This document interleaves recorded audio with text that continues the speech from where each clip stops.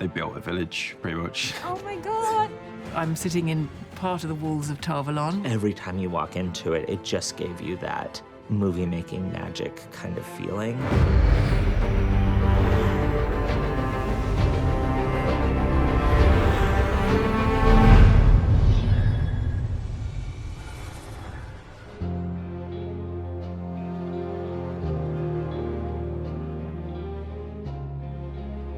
One thing I really didn't want to do is I didn't want our actors making this show against green screen. I didn't want them standing on a green mat talking to a green blob and we're like, you're in Tarvalon and this is an Ogier, but you're just looking at green. And so we've done everything we can to build this world in reality and do everything that we can in camera. We spent a lot of time choosing where the production was going to center out of, and we found this amazing facility in Prague that was almost 350,000 square feet of an old truck factory that we were able to build from the ground up into our entire operation. And we had multiple sound stages all under one roof, and that became the lifeblood of the show. We had such an incredible construction and design team on the ground there that we ended up being able to build things that were much more beautiful, cinematic, and creatively appropriate than we were able to find. We built a backlot for Shadow Logoth. We had this incredible local, drawing in from Poland as well, these craftsmen. We built these city streets in the parking lot. So that became our backlot. I'm sitting in part of the walls of Tarvalon. We've had Shadow Logoth created in sort of eerie, monstrous detail. And we've really traveled for this show. We've been to mountains and valleys and quarries and rivers, and it's felt enormous, to be honest, and it's felt right and fitting. So on Wheel of Time, what we're doing is we're building a complete world. So everything we do is considered. It's not just rolling up outside a modern building and filming. It's about thinking about the way that building is, where it comes from, and then you realize you have to build it.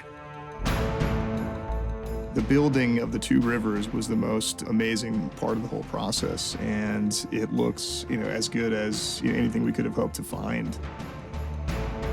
In the books, there's a very clear description of thatched houses, but once we started to look at images of that, it was something that you've seen a lot before, and our production designer really dug in and found these amazing inspiration images from the mountains of Japan and the Alps, and sort of like combined all of this mountain architecture into something that could be uniquely the two rivers. I remember standing around little models of village houses with Rafe and putting them in position and giving each and single one of them purpose so it makes sense in terms of how is a village built. We would go, this is the butcher and this is the baker. And once you have that little model in front of you, your wonderful production designer takes over and it's being built. And on a regular basis, you visit that location and you see all these amazing craftsmen from the Czech Republic building this village. And day by day, it becomes more real and it becomes alive in front of your eyes.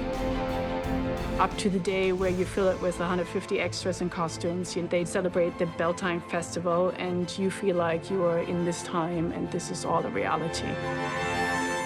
We built the entire village in a quarry outside of Prague, and every time you walk into it, it just gave you that movie-making magic kind of feeling. What? So when the actors walked onto that set for the first time and just looked around in this 360-degree village, I think they really appreciated the magnitude of what we were trying to do here, and it kind of set the tone. The apple? Oh, yes! That's mad. I think walking into Two Rivers, and I just sort of realized that they built a village, pretty much. And I think I was just like, oh, okay. And there's just chickens running around. The scale of it, I think, really, really hit me. Oh, look, there's the wine spring. Oh my God! It's like exactly how I imagined. Yeah. Wow. Just casually build a town in 5 months? Yeah, why not?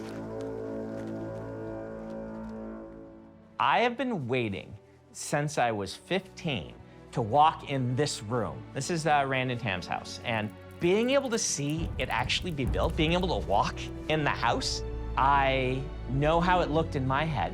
And this is actually kind of close. I actually came in and I said, where's the stairs? And I'm like, oh, over there. I could imagine Robert Jordan walking in and saying, finally, after all these years and trying to get it made, you're doing it. Welcome to the Two Rivers. Promise it doesn't always look like this. Being in this village we'd built, you felt like, oh, this is home. And when we burned it down and left, it was like an emotional experience watching that happen on set too. And then as the characters ride out into the wider world, I think we all kind of went on that journey with them because we were leaving behind this set that we'd spent the first couple months of the show on.